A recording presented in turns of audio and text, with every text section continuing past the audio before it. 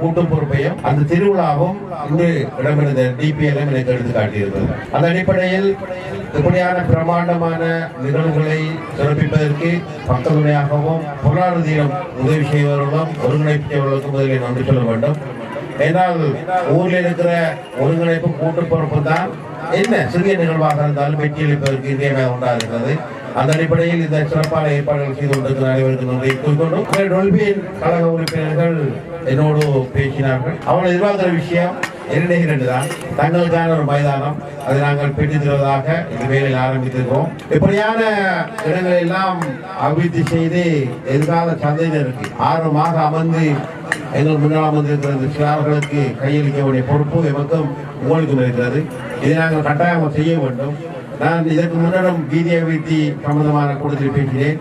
இந்த கிராமத்துடைய பாரம்பரியம் தொன்மை விவசாயத்தோடு ஒட்டி எப்படி வந்தது எங்கள் பெரும் வரலாறுலாம் அப்படியே கிடக்கிறது. பின்னர் வந்த 70 வருட வரலாறுகள் எல்லாவற்றையும் தலைகளாக புரட்டு போடுகிறது. மீண்டும் நாங்கள் எங்களுடைய வரலாறுகளை தூசி தட்டி எங்களை நாங்களே ஆள வேண்டும். எங்களுடைய அரசியலை நாங்களே தீர்மானிக்க வேண்டும்.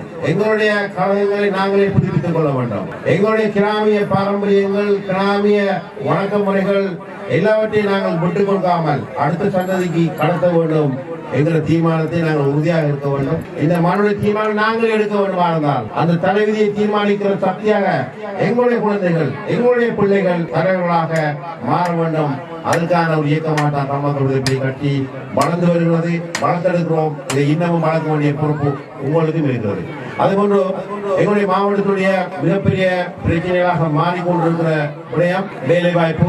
இளைஞர்களை எப்படி அடுத்த இடத்துக்கு கொண்டு செல்ல போறோம், எப்படி நம்பிக்கை கொடுக்க போறோம், இன்னமும் நாங்கள் வெளிநாடுகளுக்கு போய் உழைத்து வர முடியுமா, இது அடுத்த 10 ஆண்டில் சாத்தியமா என்றெல்லாம் கேட்டால் பல கேள்விக்குறிகள் இருக்கிறது. இவற்றையெல்லாம் எண்ணி பார்த்து திட்டமிட்டு எங்களுக்கு பொருத்தமான அபிவிருத்திகளையும் மனித வள மேம்பாட்டையும் செய்ய வேண்டிய பொறுப்பும் எங்களுக்கு தான் இருக்கிறது. இவற்றையெல்லாம் சிந்திக்க வேண்டும். அந்த அடிப்படையில் எதிர்காலத்தில் வருகிற எல்லா விதமான தேர்தல்களிலும் தமிழ் மக்கள் விடுதலை கட்சி சரியான தீர்மானங்களை எடுக்கும் நம்புகிறேன். அதற்கு உங்களுடைய ஒத்துழைப்பையும் கேட்டு நிற்கிறேன். அதுபோன்று இளைஞர்களே, உங்களுக்கு தெரியும் இப்பொழுது இருக்கிற இந்த கால சூழல் தொழில் வாய்ப்பு அழுத்தம், அதுபோன்று வருமானமினால் வீடுகளில் இருக்க முடியாது, அதுபோன்று உள்கட்டுமான பிரச்சனை காரணமாக சரியான வீரர்களை உருவாக்கி தேசிய அளவிலே பிராசிக்க வைக்க முடியாது. உங்களுக்கு கிரிக்கெட்டை பார்த்த வரைக்கும் அது ஒரு வர்த்தகம் சார்ந்த ஒரு விளையாட்டு. அதிலே ஒரு புதிய மண்டல மாவட்டத்தை பிரதிநிதித்துவப்படுத்தி தேசிய ரீதியாக கலந்து கொண்டால் எங்களுக்கு பெருமை மாத்திரமில்லை, அதுக்கு பின்னால் பல நன்மைகள் இருக்குது. ஆனால் அந்த இடத்துக்கு செல்ல முடியாமல் என்ன நாங்கள் இன்றுதான் கடினப்பந்து சம்பந்தமாக பேசிக் கொண்டு விளையாடி கொண்டிருக்கிறோம். கிராமங்கள் நாங்கள் பிரதேச மட்டத்தை அதையும் ஊக்கப்படுத்த வேண்டியிருக்கிறோம். அதுபோன்று ஃபுட்பாலை அதே போன்றுதான் எல்லா விளையாட்டில் நாங்கள் ஆரம்ப நிலையில் இருக்கிறோம். இருந்தாலும் ஏனைய பிரதேசங்களுக்கு சவால் விடக்கூடிய வீரர் வீராங்களை நாங்கள் உருவாக்கி கொண்டிருக்கிறோம் என்பது பெருமையான விடயம்.